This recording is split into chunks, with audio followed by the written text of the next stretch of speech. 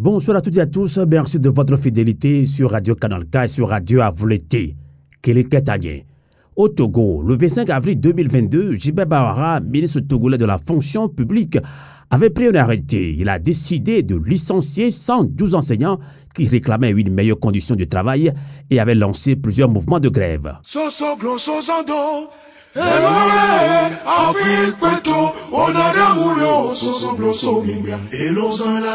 Et nous profitons de cette émission pour adresser nos très sincères condoléances aux familles et amis du premier secrétaire général du CET, syndicat des enseignants du Togo, Feu Renan Nyongpa, lâchement assassiné jeudi dernier par des braqueurs qui, après l'avoir sauvagement tabassé, sont partis avec la moto qui lui servait de gagne-pain.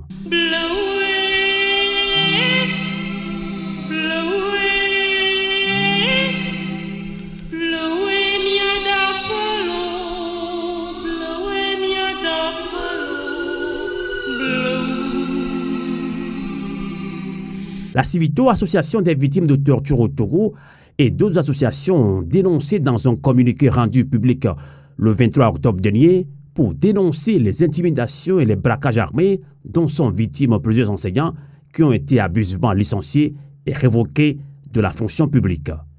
Amis fidèles auditrices et auditeurs de Canal K et de Radio Avouleté, nous lançons le débat citoyen de ce soir. Comment expliquer plusieurs braquages armés dont sont victimes des enseignants qui ont été abusivement licenciés et révoqués de la fonction publique? Et nous accueillerons nos invités au Togo et de la diaspora togolaise. Merci de votre résistance sur le 3xcanalk.ch et sur Radio Avouleté. Kélékatanye. 50 ans de règne des Gnassingbé. Ça suffit. 50 ans de dictature là, ça suffit.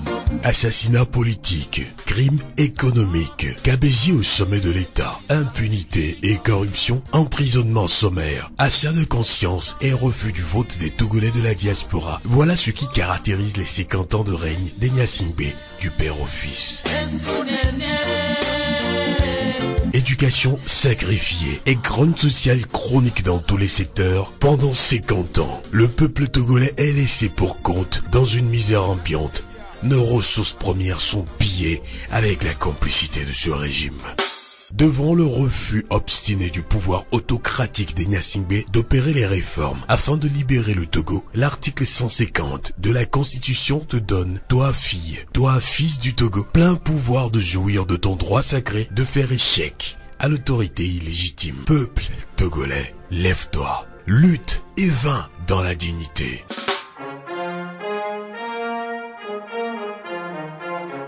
Wakato adala Togobia ive. Wakati fo Togobia fenima. Togobia aloato dala ekwe neseng. Togovio gamesu mitite.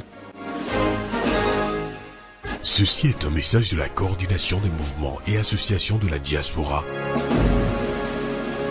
Radio Avouleté, la voix de la résistance du peuple togolais. Encore une fois, merci de votre fidélité sur le 3xcanalk.ch et sur Radio Avouleté. Kélékatanye. Débat citoyen. Togo, comment expliquer plusieurs braquages armés dont sont victimes des enseignants qui ont été abusivement licenciés et révoqués de la fonction publique? On accueille d'abord en ligne depuis Lomé au Togo, Kawa Choli, bonsoir. Bonsoir Amos et bonsoir aux auditrices et aux auditeurs. Kawa Choli est président de la Civito, association des victimes de torture au Togo. On accueille dans la diaspora en France, Maître Raphaël Mandiadjaré, bonsoir. Bonsoir Amos, je salue les auditeurs et les auditrices de la radio Avouleté, Canal K. Je salue mon camarade de lutte, M. Kawa Choli, avec qui j'ai le plaisir et l'honneur, je dirais, la joie de partager le plateau de cette émission. Tout à fait. Alors, Kawa Choli, puisque vous êtes au Togo, ça se passe au Togo. Civito, association des victimes de torture au Togo, et d'autres associations ont dénoncé dans un communiqué rendu public le 23 octobre dernier, ceci pour dénoncer les intimidations et les braquages armés dont sont victimes plusieurs enseignants qui ont été abusivement licenciés et révoqués de la fonction publique. Alors, Kawa Choli, Hein, on a aussi pris connaissance de ce communiqué, mais sûrement que les auditeurs de Radio Canal K et à volonté, tous ne l'ont pas lu. C'est l'occasion maintenant de faire un bref résumé du contenu de ce communiqué, Kawacholi. Merci encore une fois, Amos. Et puis, je voudrais d'entame exprimer toutes mes gratitudes à Maître Pandé Adjaré, qui est une figure de la société civile togolaise et qui est resté toujours actif, même à distance, très par rapport à sa conviction. Et je crois que c'était important de lui exprimer de vive voix toute ma reconnaissance. Et donc, sur la situation des enseignants, et comme vous me demandez le résumé, je crois que le contexte, il est connu de tous. Et avant cela, je voudrais présenter au nom de la société civile toutes mes condoléances à la famille de M. Nyonkpa, qui est cet enseignant qui n'a pas survécu au braquage et au sévice corporel dont il a été victime. Et je voudrais par là exprimer toutes mes condoléances également à tous les enseignants, ses camarades enseignants et à tous les syndicalistes par rapport à cet événement douloureux qu'il traverse en ce moment. Et je crois que c'est vraiment très, très difficile de supporter, mais c'est quand même une situation qu'on a vu venir, mais qu'on n'a pas pu malheureusement empêcher. Et il faut le dire ainsi. Et encore une fois, toutes mes condoléances à toutes les familles et aux camarades syndicalistes. Maintenant, par rapport à ce qui se passe, comme je le disais, le contexte, il est connu. Il s'agit d'une entrave à la liberté syndicale que les enseignants ont dont les enseignants font l'objet depuis quelques années, notamment l'exercice du droit syndical du syndicat des enseignants du Togo, appelé SET. Donc, on leur reproche en réalité l'exercice de leur droit à adhérer à un syndicat, à exécuter le droit de grève reconnu constitutionnellement et reconnu aussi par les textes qui régissent l'exercice de la fonction publique au Togo. Et je crois que ils ont été l'objet de licenciements arbitraires et abusifs. Et suite à cela, ils se sont mis dans la revendication de leurs droits pour se faire entendre à travers des actions que nous connaissons tous, notamment des actions en justice au niveau de la Cour de justice de la CEDEAO et également au niveau du Comité pour la liberté syndicale du Bureau international de travail, le BIT. Et donc, suite à cela, ils ont fait l'objet de menaces, d'intimidation de la part des autorités gouvernementales qui leur demandaient de retirer les plaintes parce que, entre-temps, 3 étaient pris en otage et étaient incarcérés de façon injuste. Et donc, c'est dans ce contexte que ceux qui ont refusé de céder aux menaces et aux intimidations, à la peur, ont fait l'objet de menaces, de braquages, d'accidents déguisés, d'assassinats déguisés en accident. Et cela s'est passé de façon successive. Et malheureusement, Monsieur Nyonkpa n'a pas pu,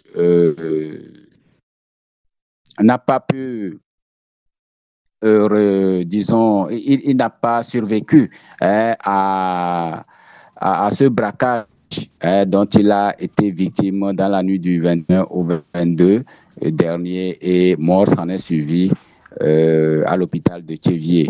Donc, bref, c'est dans ce contexte que les enseignants se retrouvent en ce moment, notamment ceux qui ont adhéré au syndicat des enseignants du Togo, au fameux syndicat dénommé SET. Je rappelle que il s'agit véritablement de l'arbitraire parce que ce licenciement n'avait aucun fondement juridique et c'est pourquoi nous l'avons caractérisé d'abusif, d'arbitraire parce que ces caractères d'arbitraire, d'abus d'autorité et autres maintenant sont restés très, très flagrants. D'accord. Et alors, on ne peut pas les cacher. Justement, alors Kawa Tcholi, vous avez aussi tiré sur la sonnette d'alerte, justement, à alerter les autorités togolaises, surtout au niveau de sécurité. Bon, 4 enseignants sont quand même braqués plusieurs fois de suite. Est-ce que c'est une coïncidence? Vous avez un peu peur? Ces enseignants licenciés abusivement, vous l'avez dit tout à l'heure, sont laissés pour compte, Kawa Tcholi? Bon, je crois que chacun fera sa lecture parce que, comme je viens de situer le contexte, il y a des gens qui sont persécutés par les autorités gouvernementales. Il s'agit d'une torture morale. Et c'est dans ce contexte que ces accidents, ces braquages se sont succédés et avec l'événement malheureux, douloureux qui vient d'arriver. Et donc, on ne peut pas dire que c'est un hasard. Et parce que qui d'ailleurs devra protéger ces enseignants? C'est le gouvernement, parce que tout citoyen a droit à la sécurité et il appartient aux autorités gouvernementales de répondre à ce besoin de sécurité des populations. Et donc, au regard également du fait que ce sont les autorités gouvernementales qui empêchent à ces enseignants d'exercer librement leur droit de liberté syndicale, d'exercer librement le droit de grève pour se faire entendre. Et avec ce licenciement abusif et tout ce qui en est suivi, et je crois qu'il y a également des témoignages de ces enseignants qui disent clairement qu'ils font l'objet de menaces et d'intimidation, leur intimant l'ordre de retirer, sinon des chantages, de retirer les actions en justice et les plaintes déposées au niveau du BIT avant de devoir libérer leurs camarades qui ont été incarcérés. D'accord. Et donc, avec la cohérence des événements, ou bien avec la suite de ces événements, chacun peut se faire sa lecture et savoir vers qui orienter la responsabilité par rapport à la culpabilité. Par rapport à la culpabilité de ce qui leur arrive aujourd'hui. Et donc, c'est notamment les autorités gouvernementales. Et d'accord. On ne peut rien cacher là. Donc, Kawa Tcholi, pour vous, c'est pas une coïncidence que 4 enseignants abusivement licenciés et révoqués de la fonction publique subissent ces braquages armés, dont un est décédé. Hommage à ce grand enseignant du Togo. On va relancer maintenant Kandé Adjaré, qui est avocat, défenseur des droits de l'homme, membre de CODI Togo, coalition de la diaspora togolaise pour l'alternance et la démocratie. Justement, Maître Raphaël Kandé Adjaré, le 25 avril 2022, Jimé Bawara, ministre togolais de la fonction publique, avait pris un arrêté. Il a décidé de licencier 112 enseignants qui réclamaient une meilleure condition de travail et ces enseignants avaient lancé plusieurs mouvements de grève. Et on lance le débat aujourd'hui. Vous avez écouté tout à l'heure Kawa Tcholi depuis Lomé au Togo. Comment expliquer plusieurs braquages armés dont sont victimes des enseignants qui ont été abusivement licenciés et révoqués de la fonction publique? Vous avez aussi pris connaissance de ce communiqué-là. Peut-être que vous y avez travaillé avec d'autres associations également. Quelle est votre réaction là-dessus, Maître Raphaël Kandé Adjaré? Merci beaucoup, Amos. Avant d'abonder dans le vif du sujet, je voudrais d'abord m'incliner devant la mémoire de M. Moigny Renan Nyongpa, cet enseignant qui n'a pas survécu à un braquage et qui s'en est allé. Et il était un professeur titulaire, je crois, d'histoire et géographie. Et selon les informations que nous avons reçues, aujourd'hui, il sera conduit à sa dernière demeure et qu'il repose en paix. Et tout comme M. Kawa Acholi, et nous présentons nos sincères condoléances à sa famille biologique, la famille éplorée, et à sa famille syndicale, parce qu'il y a plusieurs enseignants qui aujourd'hui pleurent son décès, et puis souhaiter aussi un prompt rétablissement à ses camarades, notamment M. Adjogble et M. Banchare et M. Mawenya, qui ont fait pour les uns l'objet de braquage et vraiment de guet-apens, et leur moto était emportée, et de l'autre côté, l'objet d'accidents inexpliqués. Et si vous voyez aujourd'hui la famille de M. Mawenya, qui est l'actuel secrétaire général du CET, mais je vous dis qu'il a fait un accident inexpliqué. La voiture qui est impliquée dans l'accident ne s'est pas arrêtée. Le monsieur n'a eu sa vie sauve que grâce à certains passants qui passaient, donc, excusez-moi la tautologie, et qui ont dû secourir sa famille pour les amener au centre hospitalier de Tablibo. Et ils sont couverts de plaies.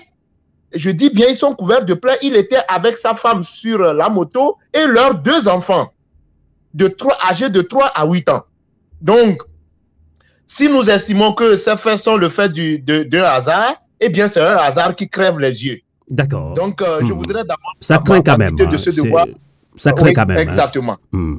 Exactement. Avant de continuer, vous savez, officiellement, on reproche à ces enseignants des manquements graves aux lois et règlements en vigueur et aux normes d'éthique et de déontologie régissant les fonctionnaires.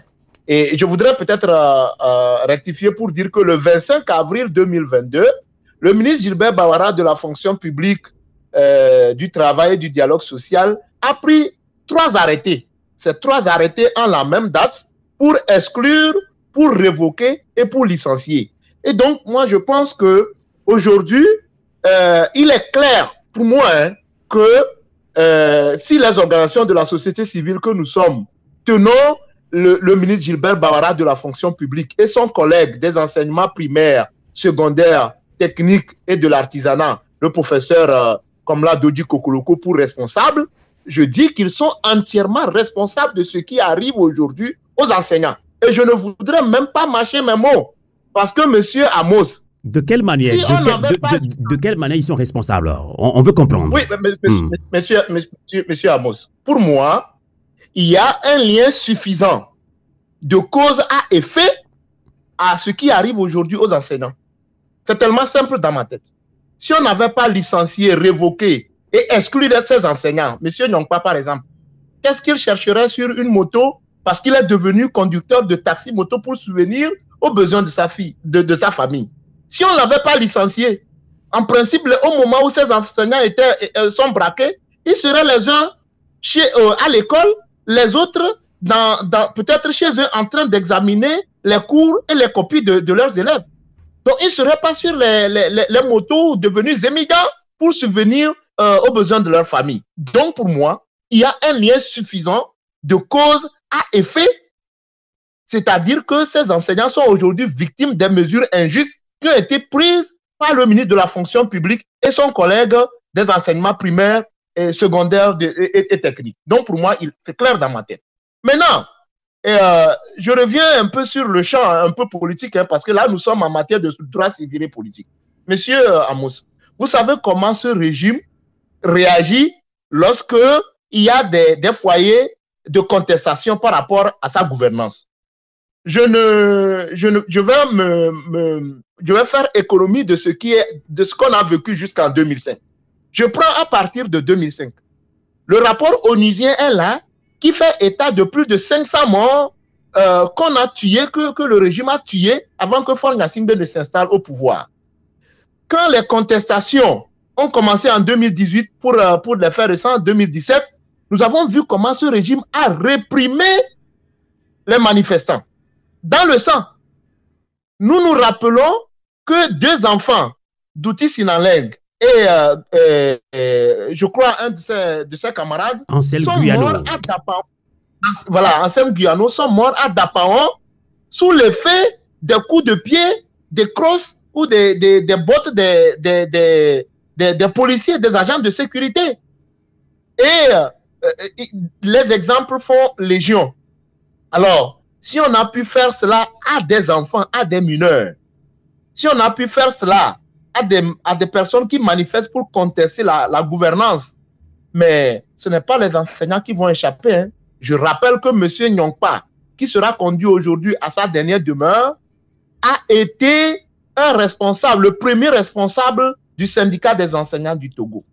Et selon nos informations, il a mobilisé les enseignants pour leur adhésion à ce syndicat. Et il a été aussi victime de licenciement. Il a eu à discuter avec M. Nyongpa. Après nous avoir mandaté pour déposer la plainte devant le comité de la liberté syndicale, devant la cour de justice de la CEDEAO, ils sont revenus pour dire qu'ils subissent des pressions et qu'on leur demande de retirer, de révoquer le mandat qu'ils ont donné aux avocats pour porter plainte en leur nom. Et que pour cela, ils choisissent la voie du pardon à la voie judiciaire. Et ça, il ne l'a pas fait volontairement. C'est sous l'effet des menaces, des intimidations. Eh bien, on leur en fait gré parce que le contexte était difficile. Ben, finalement, alors, si c'est un hasard qui crève les yeux, cette succession de braquages et d'accidents inexpliqués. Je termine en disant, Monsieur Amos, que tout le monde sait aujourd'hui que le pouvoir, le régime togolais ne veut plus du CET. Ce n'est pas parce que le CET est un syndicat illégal, non.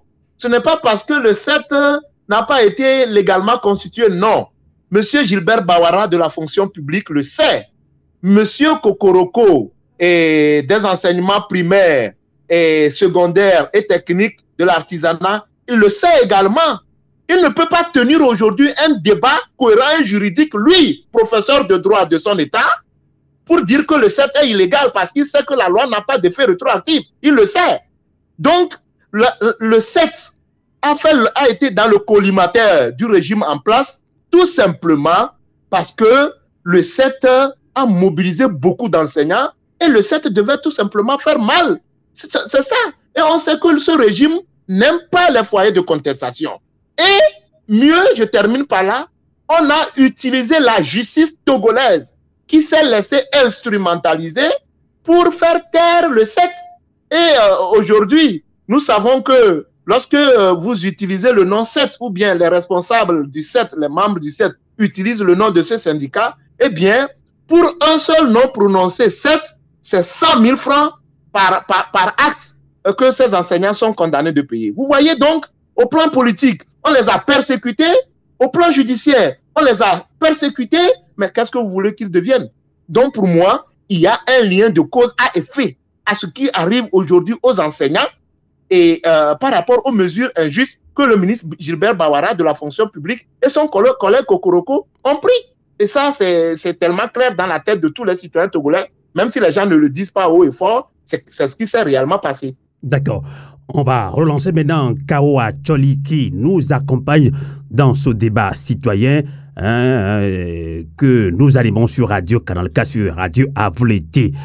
Comment expliquer justement les braquages des enseignants qui sont licenciés et révoqués de la fonction publique. Alors Kaoa Tcholi, tout à l'heure, vous avez parlé des plaintes, que pour vous, ces braquages sont quand même une stratégie de mettre une pression sur des enseignants, de retirer quand même leurs plaintes. Et justement, la saisine des institutions internationales n'entraîne pas une suspension des sanctions et les enseignants licenciés sont obligés de se reconvertir en conducteurs de taxi-moto pour survivre et subvenir aux besoins de leur famille en ce temps de crise économique. Alors Kaoa Tcholi, nous sommes africains, nous sommes togolais, il faut quand même une entraide, mais justement ça, on ne l'a pas. Mais pourquoi justement n'y a-t-il aucune initiative de solidarité collective pour venir en aide aux enseignants licenciés qui, pour rappel, il faut qu'on le dise sans langue de bois, n'ont fait que dire tout haut ce que tous les enseignants et les travailleurs du Togo pensent tout bas. Et là, je pense que c'est une grogne sociale généralisée, mais on ne sent pas cette solidarité. Comment l'expliquez-vous, Kawacholi? Merci, Amos. Et comme vous l'avez dit, avec le développement de Raphaël, et je crois que c'est clair dans les esprits, dans l'esprit de l'opinion publique que les autorités gouvernementales ont une mentalité par rapport à la gouvernance qui ne corrobore pas avec un leadership, avec un bon leadership. Et vous voyez que le paradigme est resté le même. C'est-à-dire qu'on pense toujours à l'utilisation, à l'usage de la force brute pour régler les problèmes. Et je pense que cela est illustratif d'une mentalité qui n'a pas connu d'évolution, une mentalité sans émancipation. Parce que ça, ce sont des méthodes rétrogrades qui conduisent à cela. Qui font penser que c'est toujours la force qui va primer sur la loi et le droit. Et je pense que ça, ce n'est pas digne des esprits nouveaux qu'on nous a présentés, qu'on nous a tant vantés. Je vais revenir un peu par rapport à cette logique que Maître Pandé a développée. Et pour rappel, dès que la crise a rebondi, la crise par rapport au syndicat 7 a rebondi, nous avons eu au niveau de la société civile, nous avons fait une sortie pour exprimer nos préoccupations par rapport à la situation qui prévaut au sein du monde syndical et de l'éducation notamment. Et nous avons été reçus en avril, si ma mémoire est bonne, c'est le 5 avril. Nous avons rencontré le ministre Bawara et j'étais de la délégation. Et à cette occasion, non seulement le ministre n'a pas été convaincant parce que tous les arguments qu'il avançait ne reposaient sur aucun fondement juridique, mais aussi et surtout, nous lui avions prouvé que la loi n'était pas de leur côté parce que l'existence légale du 7 ne vient pas de l'humeur des autorités à accepter ou non, mais l'existence légale du 7 reposait sur la loi tout simplement. Et donc, la loi était du côté de la manière du gouvernement s'appelle tout simplement un abus d'autorité et ce qui en est suivi, c'est de la simplement. Nous lui avions exprimé de vive voix dans son bureau à ce jour. Et venant donc sur le caractère d'instrumentalisation de la justice togolaise, je crois que cette instrumentalisation ne date pas d'aujourd'hui. Et c'est la faute aux acteurs de la justice qui ne veulent pas s'affirmer. Et la justice togolaise doit s'affirmer vis-à-vis des autres pouvoirs. Mais ce que nous constatons, c'est que l'appareil judiciaire est devenu, c'est pas un jouet pour l'exécutif qui le tourne à sa guise et en fait ce qu'il veut. Donc, il est très important pour les acteurs de justice de comprendre qu'ils ont failli, ils ont raté et que il va falloir que la justice togolaise soit effectivement indépendante. C'est pour cette raison que nous avons eu, au niveau de la société civile togolaise, nous avons décidé d'orienter les enseignants avec l'accompagnement des avocats volontaires que je salue au passage, et d'orienter les actions vers la Cour de justice de la CEDEAO parce que cette justice, on la connaît, elle ne dira pas le droit et elle sera complice de la persécution des autorités gouvernementales. Maintenant, venant au silence des autres syndicats. Il faut rappeler que il y a eu quand même une centrale syndicale dont j'oublie le nom, qui a apporté son soutien dès le départ au 7.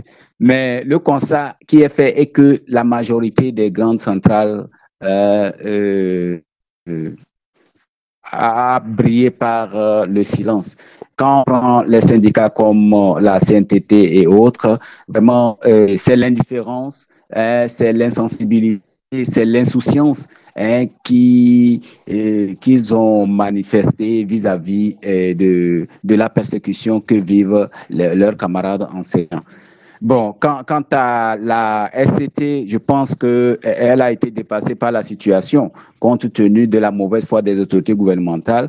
On se rappelle que c'est lorsque la SCT avait souhaité faire la médiation que les autorités sont allées séquestrer les responsables du 7 au siège de la SCT à Lomé. Et donc, avec les échanges que j'ai eu à avoir avec certains responsables de la SCT, je comprends qu'ils restent toujours préoccupés, mais par rapport à ce qui se passe dans notre pays, il faut reconnaître qu'ils ont des limites, si on peut le dire ainsi. D'accord. Mais si tu permets, 30 secondes, allez-y. Je crois, oui, je crois aussi qu'il ne faut pas tout de même dédouaner les responsables, les enseignants et responsables du 7, parce que il faut souligner que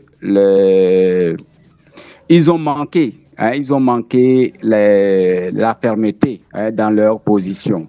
Tout le monde connaît la méthode de gouvernance de nos dirigeants actuels et nous savons tous qu'ils ont cette méthode et ils ne sont pas les premiers d'ailleurs à vivre cette situation et Maître Pandé l'a rappelé et il y a eu plusieurs couches socio-professionnelles qui ont vécu cette situation mais qui ont quand même résisté, qui ont tenu. Mais lorsqu'il a s'agit des enseignants du 7, là, ce que j'ai remarqué, c'est qu'ils ont prêté le flanc à ce qui leur arrive aujourd'hui. Il faut pas passer par 4 chemins parce qu'ils ont joué à un double jeu.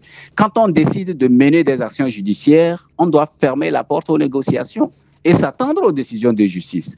Voilà. D'accord. Mais lorsqu'on entame, qu'on concède aux passerelles de médiation,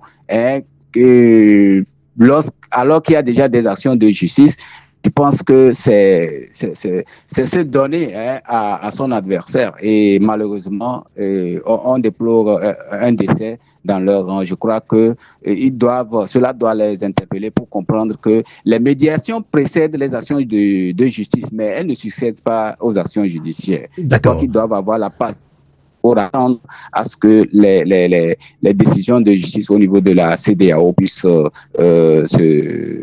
être données. Et je crois que c'est partant de là que les actions pour mettre en exécution ces décisions pourront se faire. Voilà ce que moi je vois. En tout cas, on peut comprendre votre réaction et votre indignation par rapport aux autres syndicats qui ont laissé pour compte, ou bien qui n'ont pas aidé le 7 syndicat des enseignants du Togo. Ça, c'est votre avis. On va voir si Maître Raphaël Pandé Adjaré partage également votre opinion là-dessus. Là, il faut quand même rappeler que dans ce combat que mène le peuple togolais depuis des années contre la dictature au Togo, on fait du surplace, ou s'il faut le dire entre guillemets, chacun pour soi. Donc, voilà, on ne se soutient pas. Alors, Maître Raphaël Pandé Adjaré, pour quelle raison le 7 syndicat des enseignants du Togo n'a-t-il pas reçu le soutien des autres enseignants, alors que ces revendications étaient une préoccupation commune pour tous les enseignants. Kawa Tole l'a dit tout à l'heure, a interpellé STT, syndicat des travailleurs du Togo. Justement, que pense quand même ce syndicat du Togo, des enseignants du Togo, par rapport à des sanctions injustes infligées aux enseignants du 7? Maître Raphaël Pandé Adjaré, quel est votre avis là-dessus? Merci beaucoup, Amos. Je voudrais rappeler qu'il n'appartenait pas aux autorités togolaises de déclarer ou d'estimer que le syndicat, le 7 ou bien les grèves lancées par le 7 étaient illégales ou la grève était illégale. Je rappelle que au terme parce qu'il y a la loi, chez nous, il y a la loi et c'est le fait que certaines autorités, et ici, je ne cesserai de citer leur nom, les ministres Kokoroko et Gilbert Bawara se sont assis allègrement sur les tests. C'est ce qui amène ce à quoi nous assistons aujourd'hui. Lorsque vous prenez l'article 333 du Code du travail, cette disposition législative dit que toute contestation relative à l'exercice du droit de grève est soumise au tribunal du travail qui statue en référé. Et le comité de la liberté syndicale a estimé contraire à la liberté syndicale que le droit de qualifier une grève dans la fonction publique d'illégale appartienne aux chefs des institutions publiques qui sont juges et parties dans l'affaire. Donc, l'autorité publique ne peut pas être à la fois juge et partie. C'est pourquoi on ne peut pas lui donner la possibilité de qualifier une grève d'illégale. Maintenant, par rapport à l'arrestation des enseignants, lorsque vous prenez l'article 323 du Code du travail, il est bien dit que aucun travailleur ne peut être sanctionné en raison de l'exercice normal et régulier du droit de grève. Et le comité de la liberté syndicale a statué là-dessus également et a estimé que les autorités ne devraient pas recourir aux mesures d'arrestation et d'emprisonnement en cas d'organisation et de participation à une grève pacifique, et de telles mesures comportent de graves risques d'abus et de sérieux dangers à la liberté syndicale. Donc, à partir de ce moment, le cadre est fixé pour dire que tout ce que le ministre de la fonction publique, Gilbert Bawara, et son collègue des enseignements primaires, secondaires, techniques et de l'artisanat font, ils savent qu'ils nagent dans l'illégalité. Ça, c'est simple. Maintenant, lorsqu'on revient dans le cadre de la question que vous avez posée, monsieur Amos, moi, ça m'a écœuré. Ça m'a écœuré que les centrales syndicales, notamment la FTT, n'a rien posé comme acte. Excuse-moi, moi je le dis ainsi, parce qu'un syndicat, oui, il y a des négociations dans les coulisses, mais je connais la FTT. Hein. On peut pas tirer à boulet rouge sur la FTT. On ne sait pas ce qui s'est passé. On ne sait pas si il y a quand même une collaboration, mais il y a quand même une entente entre la STT et puis STT, SET 7 et puis STT. Peut-être qu'il n'y avait pas de discussion au préalable. Monsieur Amos, je ne tire pas sur la STT, mais je m'indigne de n'avoir pas vu des actions,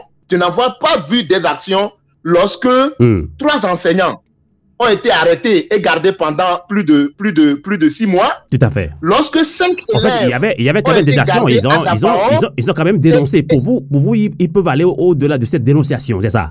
Il devait aller au-delà. La STT devait aller au-delà. Parce que, Amos, je dis, c'est pas moi qui le dis, hein. Je ne sais pas si vous avez suivi le professeur Gilbert Tcholenyanou, qui s'est indigné de ce fait que les enseignants ou les travailleurs, les fonctionnaires ne se mobilisent pas lorsque, excuse-moi, on leur a demandé de cotiser pour ériger du moins un truc de monument à la mémoire de Anselme Guyano Sinandare, cet élève de 12 ans, et de Sinaleng Douti, cet autre élève de 22 ans, qui ont été tués lors des manifestations lancées par la SCT en 2012 à Dapaon. Je rappelle, et je cite, excuse-moi, selon la STT, Sinaleng Douti a bien subi des violences et des coups portés au ventre. Ces coups ont occasionné des lésions internes qui ont entraîné sa mort. Ça, c'est une citation de la STT, de la Synergie des travailleurs du Togo, que je vous donne. Cet enfant est mort à Dapaon. Après cette grève, je crois qu'il y a eu une augmentation de salaire pour tous les fonctionnaires du secteur public. Mais je ne peux pas comprendre que quelques années, ou autrement 10 ans plus tard, qu'on puisse arrêter des élèves qui n'ont pas composé, qui ont perdu leur année scolaire, qui ont perdu leur rentrée, parce que c'est récemment que ces enfants ont été libérés, et qu'il n'y ait pas de mouvement dans ce sens pour toutefois libérer ces élèves. Moi, je ne peux pas comprendre. Je ne peux pas comprendre. Ça, il faut que je sois clair. Bon, maintenant, pour moi, c'est vrai que, bon, chacun a sa raison et tout le monde craint pour sa survie ou bien pour une raison. Maître Raphaël, vous allez continuer. Je pense que le problème ne se situe pas qu'au niveau des syndicats. Hein. Donc, puisqu'on nous dit que le problème au Togo, c'est une grogne sociale généralisée, chacun a peur, on ne se soutient pas. Donc, je pense qu'il n'y a pas que STT qui ne veut pas soutenir l'autre. Je pense que c'est généralisé. On fait du chacun pour soi, c'est ça? Oui, mais du chacun pour soi, mais à un moment donné, si nous voulons aller à cette lutte-là conclue, il va falloir vraiment qu'il y ait une dynamique. Il va falloir qu'il y ait une dynamique. Parce que du chacun pour soi, c'est des arrestations et des détentions et après des libérations. De ce chacun pour soi, c'est des contraintes en exil. De ce chacun pour soi, c'est des assassinats un à un, etc. C'est comme ça. Donc, si nous pensons que nous sommes en face d'une dictature et que nous voulons triompher de cette dictature parce que notre cause, elle est noble et juste, il va falloir une dynamique. À moins que chacun mette son intérêt devant. Parce que pour moi, je peux me coucher, tout le monde n'a qu'à marcher par-dessus moi si on doit mettre en avant le Togo. Donc pour moi, et les syndicats, et les organisations de la société civile, et les partis politiques de l'opposition, il va falloir à un moment donné que nous sachions que, mais on peut mener des actions différemment. C'est tout à fait normal parce que le syndicat, c'est pour la protection des intérêts professionnels de ses membres. Les associations, c'est pour les prises de position, le contre-pouvoir en matière de violation des droits de l'homme. Les partis politiques, c'est pour la conquête et l'exercice du pouvoir, mais c'est aussi pour la sensibilisation de leurs militants. Mais le problème commun est là. C'est la mauvaise gouvernance économique et politique. Et tant que cette question originelle ne sera pas résolue, je pense que toutes les actions que nous allons mener individuellement seront vouées à l'échec. Donc, Maître Raphaël, je ne vous coupe pas, vous allez continuer. Hein. Nous avons encore 20 minutes. Hein. Donc, pour des Togolais qui sont au Togo, comme de la diaspora, tout va bien au Togo, hein, comme le dit également le gouvernement Djibé Bawara Kokoroko, tout va bien. Et je pense qu'il n'y a que vous qui criez que le Togo va très mal. Oh, le ministre Gilbert Bawara et Kokoroko savent que oui, ben, c'est pour redorer la politique qu'ils mènent ou bien qu'ils ont décidé de mener. Ça, c'est le discours du politique. Si tout allait bien, d'où vient que lui, le ministre Kokoroko, va chercher à signer un accord avec les enseignants pour demander une trêve et demander à ces enseignants de ne plus gréver pendant 5 ans ou bien de ne plus mener des mouvements pendant 5 ans. Si tout va bien, pourquoi il va chercher à demander cette trêve? Si tout va bien, pourquoi lui, le professeur Kokoroko, va chercher à créer une police universitaire pour empêcher les étudiants de manifester et faire de l'université de Lomé un État dans un État? Si tout allait bien, pourquoi il allait le faire?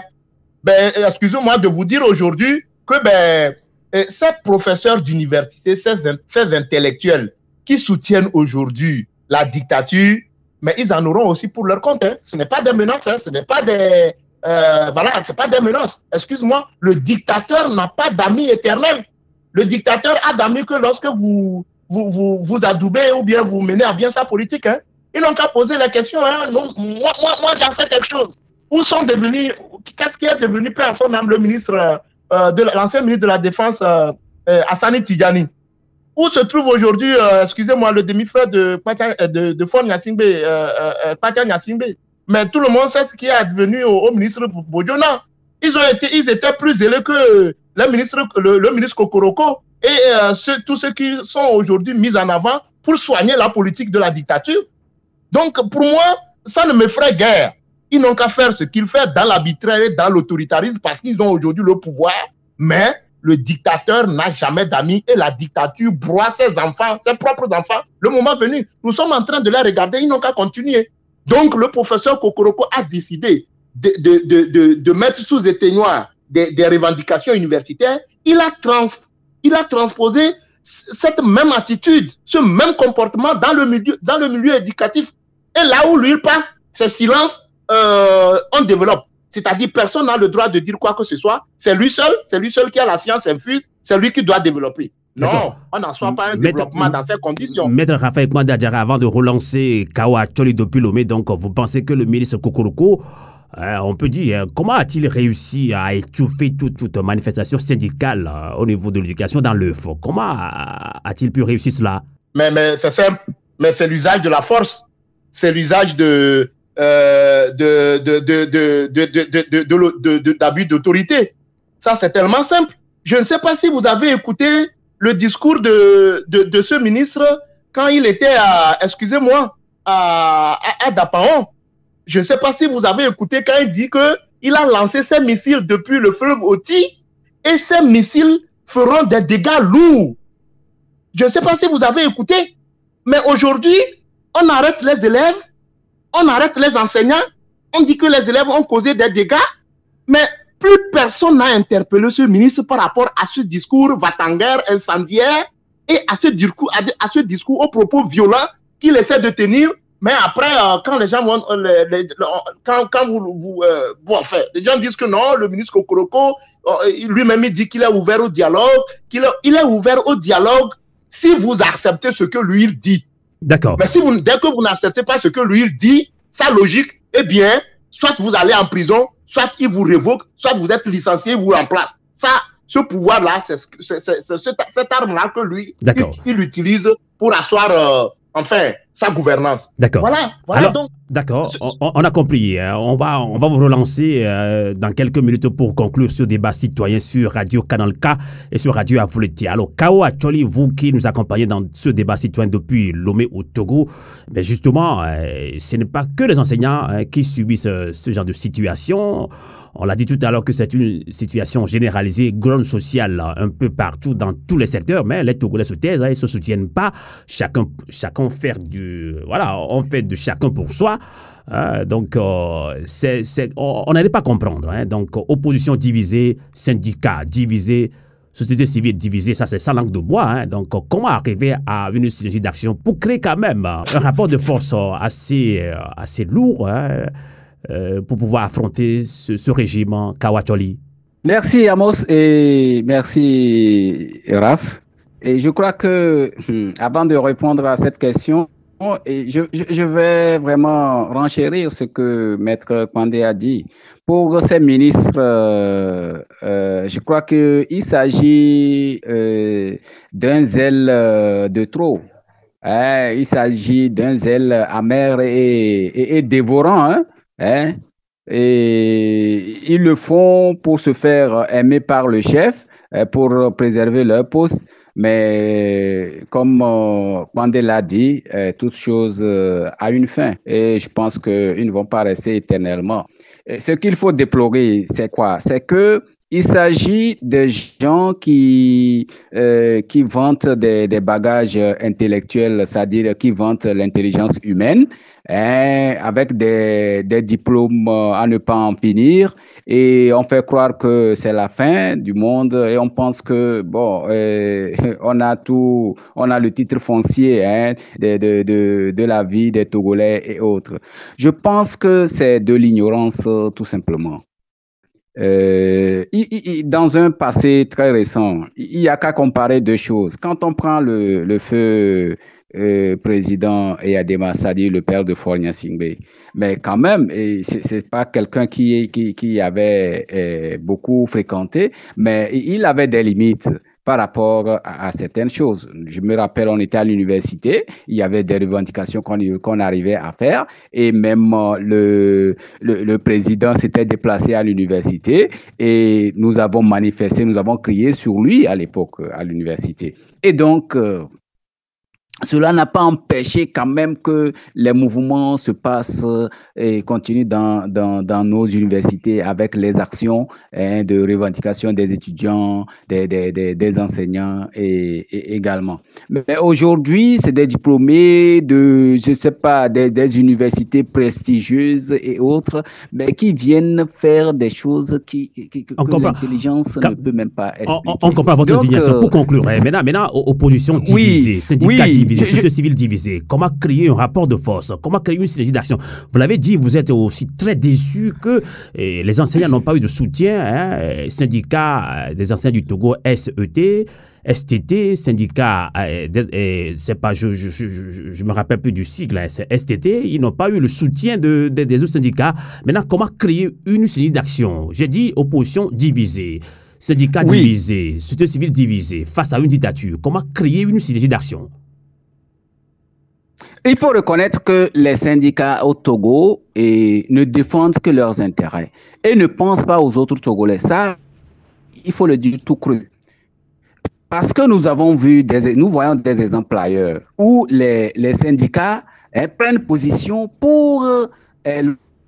Il s'agit des violations massives des droits de l'homme et lorsqu'il s'agit des violations des droits civils et politiques, des droits socio-économiques et collectifs. Et la vision pour ces syndicats qui arrivent quand même à intervenir, c'est de retrouver des solutions durables à leurs problèmes, c'est-à-dire aux problèmes nationaux. Mais ici, au Togo, on a des syndicats qui se lèvent juste pour leurs intérêts, qui crient, ils ont des soutiens et après, quand ils ont des miettes, c'est fini, ils se taisent et ne se lèvent même pas quand il s'agit de revendiquer les causes, de défendre les causes des autres. C'est ce qui arrive aujourd'hui aux enseignants. Nous avons vu des revendications, même dans ce pays, à travers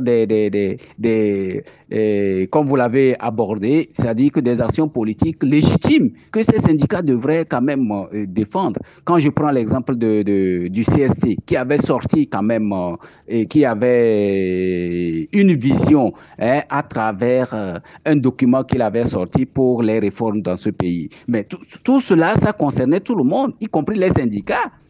Mais quel syndicat avait supporté de façon claire, de façon affichée les actions de la société civile, du CST? Il n'y avait personne. Mais aujourd'hui, ce qui leur arrive, c'est la société civile encore qui s'est levée pour négocier avec les avocats pour qu'on puisse les défendre. Mais attendez voir, demain lorsque leurs causes seront entendues, vous allez voir qu'ils vont se ranger et tout ce qui va concerner le peuple togolais, on ne va pas les voir. Et donc, c'est très important de... Donc, c'est ce qui explique le chacun pour soi dont tu as évoqué tout à l'heure. Oui, le chacun pour soi dont tu as parlé, le chacun pour soi dont tu as parlé que Maître Pandé a renchéri. Je crois qu'il existe réellement parce que les gens ont des visions égocentriques. Et c'est ce qui fait qu'aujourd'hui, tout est bloqué. Et quand on prend ce blocage au niveau des acteurs politiques et autres, il y a également les influences des sectes pernicieuses dont on ne parle pas. Et ça, c'est un problème réel. Je peux choquer quand même des sensibilités ou bien des adhérents, mais il faut le dire tout clairement parce que aujourd'hui, ce qui se passe, ce sont des sectes pernicieuses qui ont pris en otage la gouvernance de ce pays. Et donc, des gens qui ont vendu leur âme pour des personnels et autres. Et ce qui fait que lorsqu'il s'agit de défendre la cause commune, on ne les voit pas ou bien ils ont peur d'intervenir parce que ils ont adhéré et ils ont vendu leur âme tout simplement et ils se sont vendus au diable et donc ils sont condamnés au silence contre des miettes et autres. Je crois que c'est des choses qu'il faut clairement relever et interpeller tout le monde. Tous les Togolais à comprendre que chacun doit apporter sa pierre à l'édifice national. Nous devons tous avoir une seule et même vision. Cette vision d'un pays vers la démocratie qui va consister à un partage équitable des richesses de ce pays à l'endroit de tous les enfants, à l'endroit de tous les Togolais, pour que les hôpitaux soient équipés, pour que les enseignants soient bien traités, pour que les écoles soient construites, pour que les enfants puissent aller à l'école de façon aisée, pour que les programmes éducatifs puissent être en adéquation avec nos réalités dans nos pays. Mais tant que nous serons là à défendre nos chapelles de sectes, tant que nous serons là à défendre nos intérêts personnels, je crois que ce pays-là va toujours stagner, on fera toujours du surplace. Merci. Et donc, c'est pour cette raison que aujourd'hui, il va falloir que ceux qui ont la même vision puissent se retrouver pour continuer dans leur vision avec l'accompagnement de l'aide du Seigneur. Je crois que ça marchera. Mais il ne faut pas se tromper, il ne faut pas se voiler la face.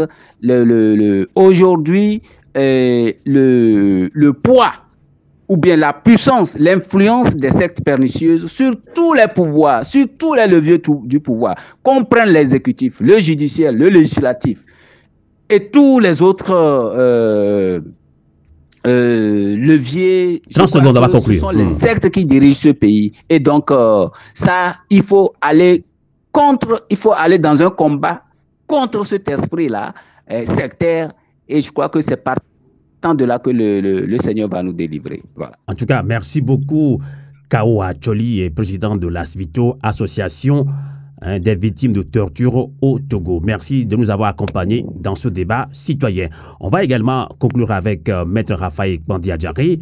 On l'a dit tout à l'heure, les avocats des enseignants licenciés ont saisi la commission de justice de la CEDEAO ainsi que l'OIT, l'Organisation internationale du travail, dont le directeur actuel n'est autre que l'ancien ministre togolais, l'ancien premier ministre togolais, j'allais dire Gilbert Humbo. Et justement, ces plaintes à l'international seraient à l'origine des intimidations et persécutions subies par ces enseignants. Encore une fois, hommage à cet enseignant qui est décédé suite à ces braquages-là. C'est quand même très difficile à digérer. Alors, opposition divisée, syndicat des enseignants divisés, d'autres syndicats aussi, société civile divisée. Comment arriver à une stratégie d'action? Que direz-vous pour conclure ce débat citoyen? Maître Raphaël Kpandi-Adjari. Merci beaucoup, Amos. Je dirais, moi je l'ai toujours dit, que aujourd'hui, au Togo, si nous voulons faire en sorte qu'il y ait un avenir meilleur pour le Togo et pour les Togolais, les Togolaises et les Togolais, il faut nécessairement que nous mettions l'intérêt général devant et faire taire nos intérêts égoïstes. Ça, c'est le premier élément. Et en mettant l'intérêt général, le Togo devant, on saura créer une dynamique entre toutes les forces, tous les acteurs du changement et du développement. La société civile, les syndicats et les partis politiques. Il faut faire naître la démocratie d'abord avant de penser nécessairement, c'est vrai, à la course au pouvoir. Pour cela, il faut penser à l'instauration ou à la réalisation des réformes réelles. Et cette dynamique unitaire, tout le monde sait aujourd'hui que, pris individuellement, personne ne fera rien. Que c'est la dynamique unitaire qui est salutaire, mais la résignation et la division sont suicidaires. Tout le monde le sait. Maintenant, au niveau, il faut adresser aussi un message au niveau de ceux qui nous dirigent. Parce qu'au sein d'eux, il y a des forces progressistes, ça c'est clair. Mais au sein d'eux, il y a aussi des zélés. Et moi particulièrement, je suis très indigné que cette question d'enseignants, de 112 enseignants licenciés, des enseignants arrêtés, des élèves arrêtés, n'ont pu attirer l'attention des élites togolaises, de l'élite togolaise. Du moins parce que l'élite togolaise, pour devenir élite ou professeur d'université, chacun de nous est passé entre les mains ou bien par un enseignant. Que ce soit le primaire, le secondaire, l'université, nous sommes tous passés par des enseignants. Et pour moi, les enseignants doivent être traités décemment. Donc, moi, franchement, j'ai été un peu écœuré que des gens ne sont pas intervenus pour arrêter ou bien pour demander que les 12 enseignants soient réintégrés dans la fonction publique enseignante. Ou même du moins dans la fonction publique enseignante. Parce que c'est ce qu'ils ont appris. Et donc, moi, je vais adresser un message clair à cette élite togolaise qui adoube la dictature et qui entretient la dictature. Et moi, mon message, c'est effectivement à l'élite togolaise au sein de la dictature et particulièrement aux professeurs comme là Dodi Kokoroko des enseignements primaires, secondaires, techniques et de l'artisanat et au ministre Gilbert Bawara avec ceux qui tournent autour, qui ont fait des études universitaires. À leur endroit, je voudrais méditer ensemble avec eux cette pensée de Norbert Zongo et dans son ouvrage Le sens du combat qu'il a publié en juin 1993. Je cite, « En Afrique, la compromission des peuples s'effectue à 3 niveaux. Le premier niveau est constitué d'intellectuels opportunistes qui se servent de leurs connaissances livresques pour aider les dictateurs à donner un contour idéologique et politique à leur tyrannie. Le tyran peut voler, tuer, emprisonner, torturer. Il sera défendu intellectuellement, réhabilité par des cerveaux au nom de leur propre intérêt. Résultat, la plupart de ces intellectuels finissent par s'exiler ou sont froidement exécutés ou se suicident en prison. Les plus heureux sont ceux qui sont dépouillés de leurs biens et leurs privilèges avant d'être jetés en pâture au peuple. Un tyran n'a pas d'amis éternels. Fin de citation. Pour dire aujourd'hui qu'il faut quand même savoir raison garder. Il faut arrêter ce zèle. Il faut vraiment arrêter ce zèle qui consiste à penser que aujourd'hui c'est moi, sans penser à la postérité, parce que quand on a le pouvoir, on a tendance d'en abuser.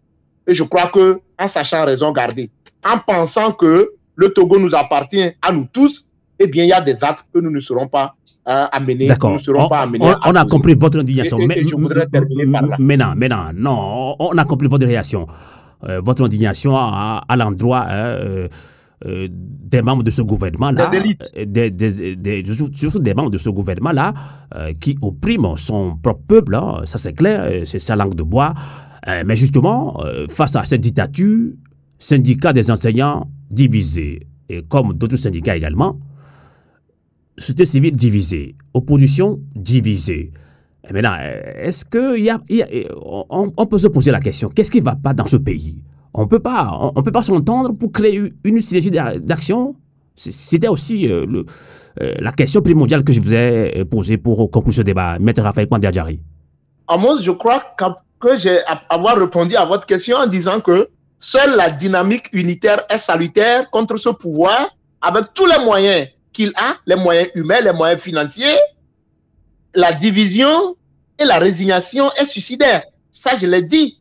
Donc, il va falloir mettre par devant l'intérêt du Togo, l'intérêt général, et faire taire nos intérêts égoïstes.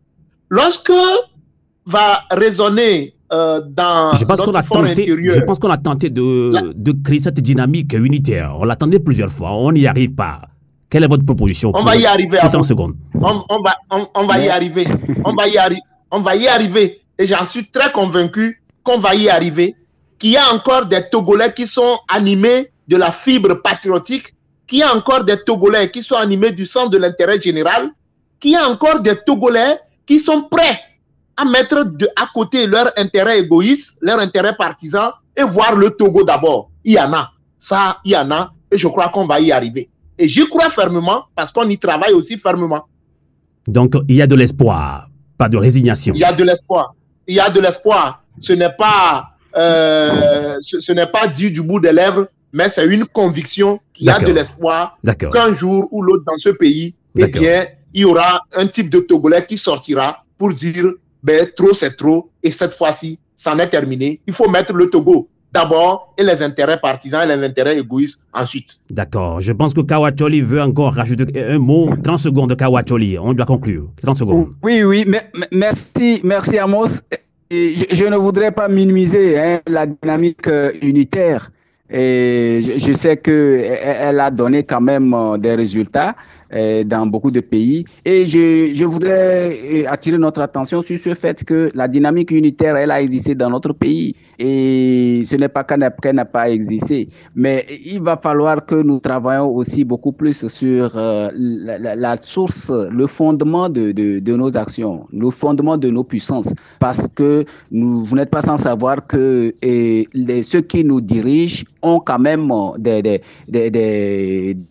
source par rapport à leur pouvoir.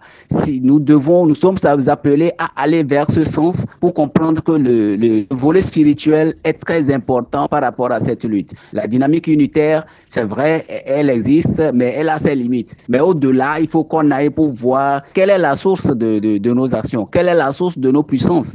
Et je crois que partant de là, même une seule personne pourra même venir à bout de ce régime, si tant est que sa source, sa puissance vient de Dieu. Voilà ce que j'ai voulu ajouter. C'est fort ce que vous avez dit tout à l'heure là. Merci.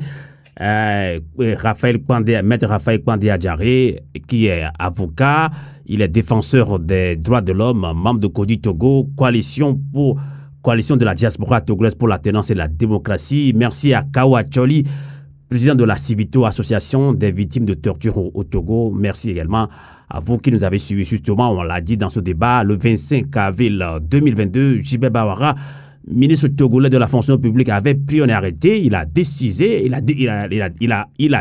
de licencier 112 enseignants qui réclamaient une meilleure condition de travail et avait lancé plusieurs mouvements de grève. On a posé le débat, comment expliquer plusieurs braquages armés dont sont victimes des enseignants qui ont été abusivement licenciés et révoqués de la fonction publique.